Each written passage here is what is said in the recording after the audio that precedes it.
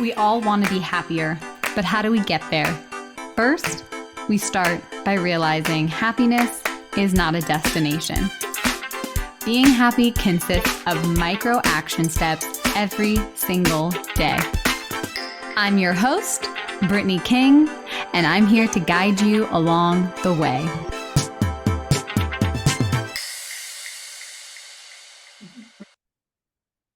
Hello, my beautiful friend, and welcome back to the Positively Real podcast. I'm your host and coach, Brittany King, and I got a different episode for you today. So I'm trying a new format once a month, and I want your feedback. I want to know if you like it or not, and I want honest feedback. Seriously, I thrive off of feedback. It will not hurt my feelings. I've had someone call me a moron before about my podcast, so trust me, nothing can hurt me.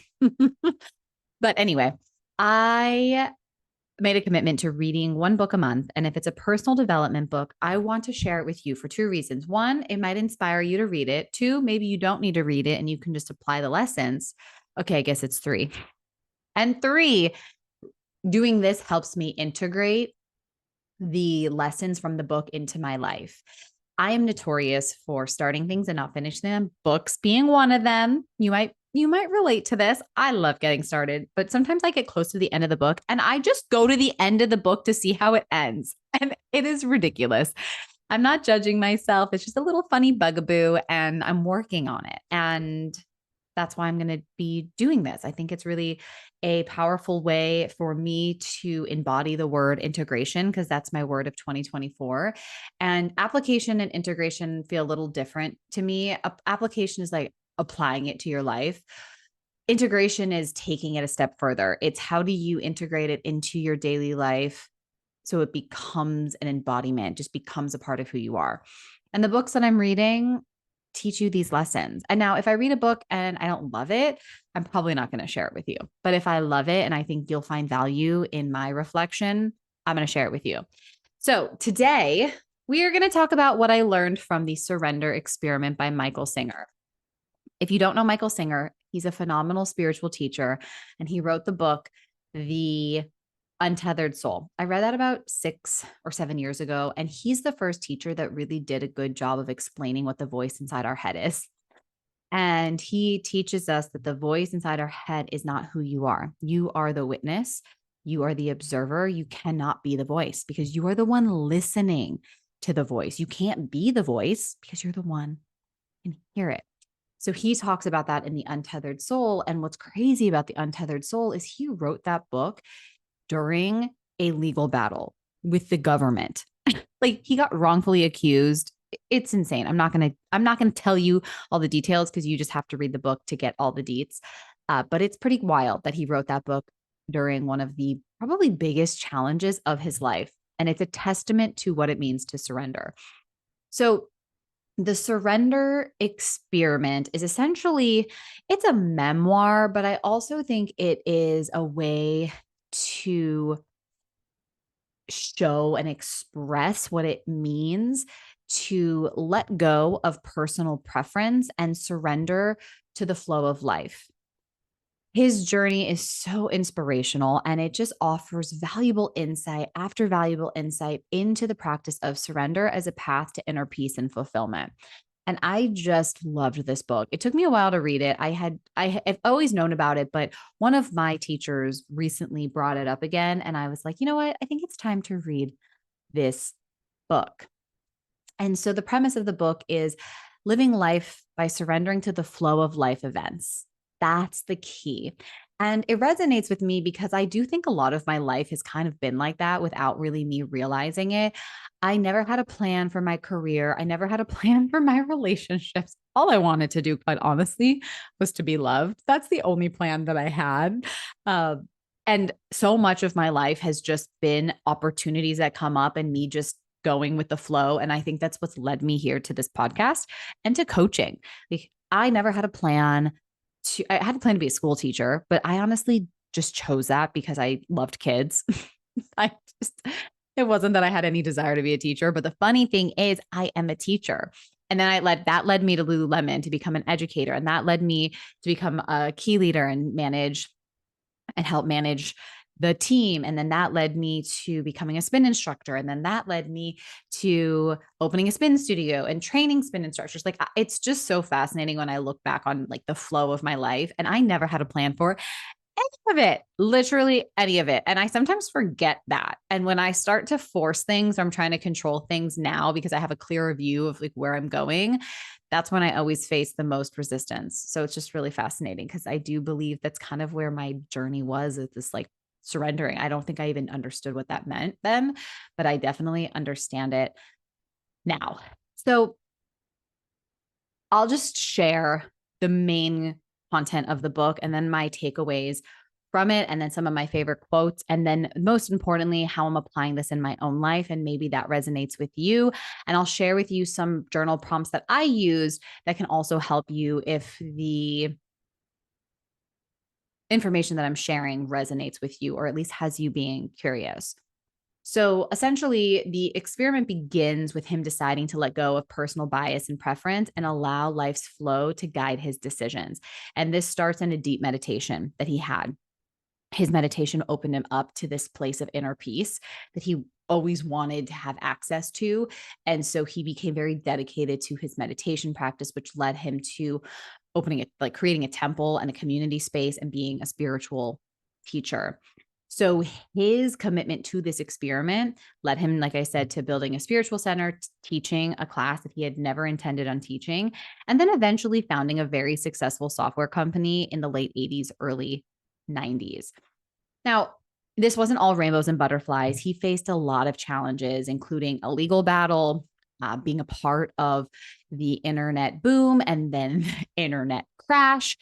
And throughout all of it, he surrendered to every situation rather than fighting it, which led to the most unbelievable outcomes and opportunity for growth. The way that he looked at the things happening just blew my mind. Like, because anybody else would just want to give up and just curl in a ball and hide. And he just opened up to it. The other thing that I thought was fascinating was how his experiment, the surrendering within his personal life and relationships, he gave so many examples of where letting go led to deeper connections and unexpected opportunities. And there were some different things that were presented to him that his internal world was so frustrated. And he was like, absolutely not. But then once he could get past that voice and was like, this is what life's presenting me. Who am I to say that it's not supposed to happen this way? Oh my gosh. So fascinating what has come from that. And that is something that really has stuck out to me in my own life. So, a lot of the insights and life lessons from the book is just what he's learned through the experiment and the power of releasing control and then the freedom that is found in the surrender. And this has been something that's just been kind of percolating inside of me because I have found it so fascinating of what areas am I not even aware of that I'm trying to control, and how can I surrender to them? Now, I do want to touch upon before I move forward this idea of surrendering and letting go, because they are not the same thing. They're not the same thing. They share similarities, but I think that they have a big distinction that sets them apart. So, understanding this before we move forward is really important for personal growth and emotional regulation in all areas of our life. So, surrendering is an active process of releasing control to a higher power, the universe, the flow of life itself. It involves acknowledging that we don't have to have all the answers and that trying to control every aspect of our lives is futile and it's often counterproductive and, not to mention, freaking exhausting. Surrendering is about trust and faith and patience. It's a process that is beyond our immediate understanding and control in the present moment. When you surrender, you have a deep acceptance of what is, mixed with openness to the unfolding of life that might not always align with our expectations or our personal preference. So, surrendering asks us to engage actively with our life and not trying to shape it but by responding to it with openness and trust. So surrendering has a few key aspects. Number one, trust that there is a greater process and purpose, believing that there is a bigger process at work, which will guide to your eventual outcome. Now, this is a really hard thing, but this has changed my life. I will say that I do believe this and I practice it regularly, of knowing that even if I don't like what's happening, I know that there's a bigger purpose and I can trust without having any evidence of what that bigger outcome is going to be. Surrendering is also active engagement. While you are letting go and you're releasing grip on the steering wheel, you still take actions that are aligned with this level of trust. So you're responding to life's invitations with openness versus trying to control. So even though, you think surrendering is like not taking action, you're still taking action. You're just in alignment with this place of trust and patience. And then the last aspect of surrendering is emotional openness. So allowing yourself to feel and experience everything that comes your way without resistance. This is the understanding of how this serves your growth and your evolution. So trusting that there's a greater purpose and process, being an active participant in the surrender, and then having emotional openness, knowing that being open to the experience is the whole purpose of the process. Now, let's talk about letting go, because letting go is often more about releasing specific thoughts, emotions, outcomes, and attachments that we hold on to. And we hold on to this as a form of safety. It's what's familiar, it's what we know, it's something that's predictable, something that we can guarantee. And when we can predict it, it feels safer, but it's false safety, it's not real safety. So it's a process that can be more focused and immediate, involving the decision to stop holding on to things that no longer serve us. It can be grudges, it can be past traumas, it can be anxieties, worries, or just unmet expectations and resentment. So, letting go is a very important step to healing and moving forward, because you're freeing up the emotional capacity and the energy that was often used in maintaining and holding on to these attachments. So, some of the aspects of letting go. Number one is release attachments. So, actively choosing to just stop clinging to specific ideas, feelings, or desires. Number two, healing and renewal. So, this often follows a process of deep introspection and acknowledgement of pain or attachment, which then eventually leads to personal growth. And then the last aspect of letting go is personal decision, stemming from a conscious choice to release what harms us or hinders us, rather than this broader trust in life's flow. So you can tell that there's some similarities, but there is a very distinct difference. Surrendering is really like giving it up to the universe, and letting go is really this more internal experience of letting go of the things that were these stories, the beliefs, the things that we're really attached to. So, surrendering is this broader trust of the flow of life and the willingness to engage with it without need for control. And letting go is more about releasing those specific attachments and emotions that block our growth. So, this is really important because they both matter when it comes to aligning your life, finding a career, finding a relationship, doing the things in your life that you want to create, and being able to integrate both concepts is really empowering. So think about this difference of like, what are the areas that you aren't surrendering in your life? And what are the areas that you want to let go of in your life? So I wanted to share that before we move forward, because now I want to share the main points from the experiment of surrendering that really resonated with me. So the first one is that power of surrender. So he demonstrates that surrendering to life's events rather than trying to control them can lead to unexpected paths and opportunities. This surrender is not about inaction, but it's about trusting and responding with openness. And just like I shared the way that I described surrendering, that is what this whole experiment was about for him. And it wasn't that it was easy. Like, he talked about the voice in his head, he talked about his personal preference, he talked about what he didn't like. But then his commitment to this experiment, his discipline, his devotion, I should say, was what got him out of that headspace that was like, who am I to say this. This is what life's presenting to me. Can I stay open to it? The next thing is living beyond our personal preference. This was one of the experiment's core principles in living a life beyond. Um, but this was one of the experiment's core principles in surrendering, living a life beyond one that is dictated by personal likes and dislikes. The thing is about our personal likes and dislikes is we look to the past to determine what we like or don't like in the present, which then dictates the future. But then we often end up repeating the past because we're going based off of the lens in which we know and what's familiar, which is a normal thing. But having this conscious shift of being like, okay, if I just drop my personal likes and dislikes and just open up to this opportunity that's in front of me, you will find that the experiences and the successes that come your way are often better than what you could have planned for yourself.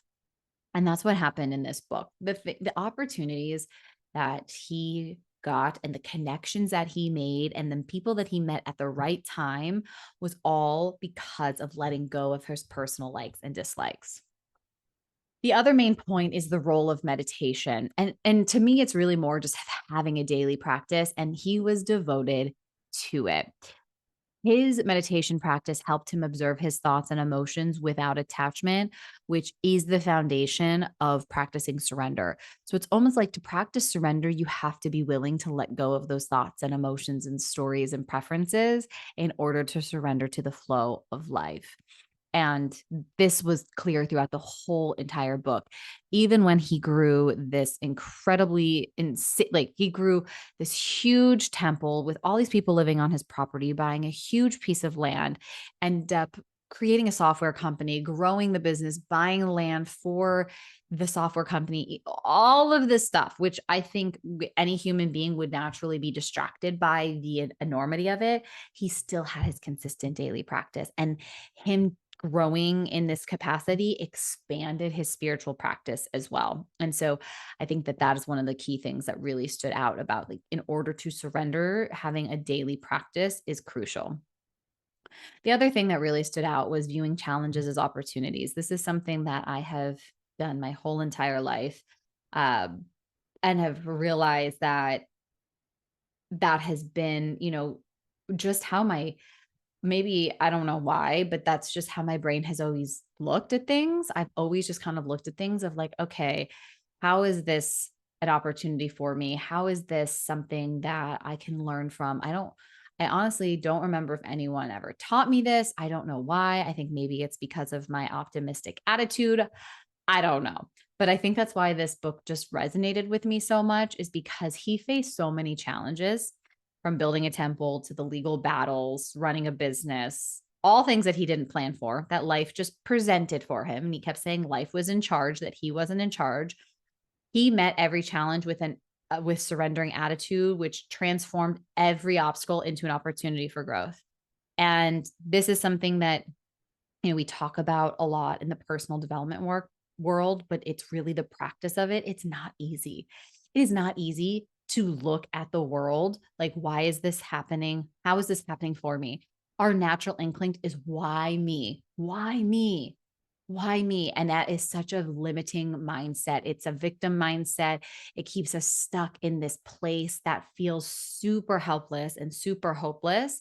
And being able to look at things as an opportunity for growth is, I think, one of the best things that we can do for ourselves. And then the last main point was having inner peace no matter what is happening in the external world. This book illustrates that inner peace is attainable regardless of the external circumstance when someone surrenders to what life presents them. I mean, like I said, he wrote one of the best spiritual books I've ever read during a freaking legal battle with the government. Wrongfully accused, had it, the the depth of what he was going through and his ability to write this book during that time just shows that it is possible to create that pocket of peace and know that you have access to it no matter what the external circumstances. I mean, we know life is unpredictable. And as we get older, it becomes more and more unpredictable and there's more and more uncertainty. But if you recognize that within that uncertainty, you have access to this place of inner peace and calm, that's where you really have grown. That's where you can really grow the most. And it's not about being calm and being this Zen Buddhist monk. That's not the goal. It's about being able to create this place of calm, to create this place of resilience within your body, regardless of what's happening outside of you. And that's that inner flexibility that I talk a lot about on the podcast, and not being dictated by the external circumstances to control how we feel about ourselves and our life. And I do think that this is huge because I tell this a lot to my clients. Like when life happens and we resist what is, we suffer. Right? It's not supposed to be this way. It wasn't supposed to happen. But because it is happening, when we accept that it's happening and we look at it, it's like, what am I going to learn from this? How am I going to grow from it? That puts you in such a powerful place to create that place of inner peace within yourself. So, a couple of quotes that really stood out to me in the book that I just absolutely loved. The first one was, the natural ups and downs of life can either generate personal growth or create personal fears. Which of these dominate is completely dependent on how you view change. So good. Because we can view change as scary, right? Or we can view change as an opportunity to grow. The other thing that really stood out was uh, on life's flow. He said, instead of viewing the flow of life as something to be controlled and manipulated, I would relax and see it as something to be experienced and harmonized with. Just imagine if we all operated from that place. Instead of viewing it as like, I need to control this, like, what if we just viewed it as, how can I experience this? The other quote that really stood out, I read it over and over again, was about personal preference. And he said, I saw that if I wanted life to be a certain way, my preferences were not going to make me happy. They were going to make me miserable. And that's because when we dictate by all of our personal preference, we dictate our choices, we end up stuck living the same life over and over again. And then the last two. This one's about facing challenges. Life doesn't just randomly fall apart now and then. It falls apart exactly when it needs to in order to give us the opportunity to grow and evolve. And that one just like that, the question of how is this happening for me? Not just random. It happens for a very particular reason. Not the quote, everything happens for a reason, not that. There's something internal that we need to go through and transform. And that's when we are presented these obstacles. And then the last one is about the journey of the surrender. I had to be willing to let go of what I wanted and open to what was being presented. And that is the work right there. It's like, how can we let go of what we think we want and just be open to the possibilities that life wants to present us? So like being able to practice, and I keep saying practice because it's not something that you just attain, it's something that you maintain. But being able to practice this can lead to personal growth, inner peace, and unexpected opportunities. And this story is a powerful testament of the transformative potential that surrender can have on someone's life. So now I want to share how I am applying this in my own life. Because again, a big part of me sharing this book with you is my own integration. So the first one is doubling down on my daily practice. So I already have, breath work and meditation, and I'm going to continue to do that even when I start feeling really good about it, because that's my pattern is I stop when I feel really good. You could see this similar pattern throughout my life, but this will help me cultivate the awareness and create that detachment from my thoughts and emotions and letting go of my stories So then I can start observing more of life's events without immediate judgment or the need to control them. So I'm doubling down. I've already have a pretty consistent practice. Sometimes I do it just to do it. And I want to shift that and have my devotion to it. I want to be devoted to it no matter what, because this book really inspired me to have that devotion. And the devotion is a discipline and not in a limiting, controlling way. It's a way of remembering. It's a way of remembering why this is important to me and why I would benefit from this daily practice. And when we can remember, it keeps us on track to becoming the person that we want to become. So, meditation. The other is embrace new opportunities while staying in alignment with my values. I'm not going to say yes to everything because I am very selective of how I spend my time. But sometimes I say no without really checking in with what's in front of me. I used to say yes to everything, and then that burnt me out. So I believe that there is a happy middle. I think that it's being more in alignment with my values, but also being open to what comes up and is presented. So this could be as simple as creating a new project, joining a community service, or even just exploring a new hobby.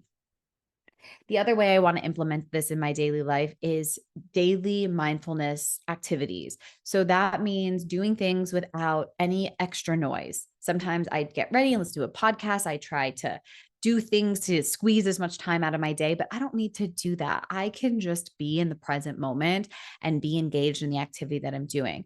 That means when I'm playing with my daughter, that my phone is in a different room. That means that I am spending time intentionally being mindful about the activities that I'm doing. So whether that's eating, walking, or talking to someone, I just want the presence to help me become more aware of life's flow and how I am responding to it. The other way that I want to apply this in my life is letting go of resistance. So when I encounter situations that trigger any sort of resistance or discomfort, I'm going to pause and take a moment to explore what's behind these feelings. I'm going to ask myself whether resisting or trying to change the situation is serving me, or if there might be an opportunity for growth in surrendering to it. And I think that this is really where a lot of my work is right here in this piece of the resistance, because I've been noticing a lot of resistance in my life lately. And then the last thing that I continue to do, and I'm going to continue to integrate, is challenges. I'm going to continue to view challenges as growth opportunities. I'm going to instead of asking myself, why is this happening to me? I'm going to always ask myself, what can I learn from this? Why is this for me? So that's how I'm integrating this into my own life. Take what you want from it. Feel free to ask me any questions about how I'm applying this into my life. If you want some more tactical stuff, I will share that with you. But now I want to give you some journal questions for reflection and see how you can apply this in your own life if this episode resonated with you. Number one, what areas of your life are you trying to control the most? And then what fears are driving this need for control? Okay. The next question. Try to recall a time when something didn't go as planned, but turned out better than expected. What did this teach you about the outcomes of surrendering? I loved this question. I came up with so many answers, like so many answers. And then I also want you to consider what surrender means to you and how it differs from giving up. Okay, like what does that mean? I talked about my definition, but what does it mean to you? And how is this different than giving up on something? And then the last question, or two more questions.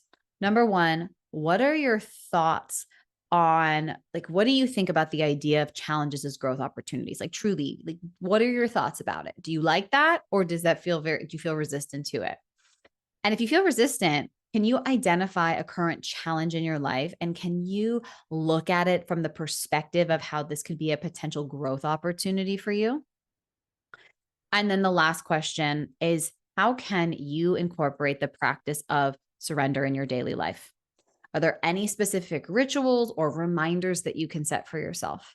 The way that this book is laid out, it wasn't just a snap of the finger. There were so many different things that he had to go through in order to get to this place where he just automatically surrender to the flow of life. It's not a natural thing that we do. We naturally want to control things so we can have a guaranteed outcome.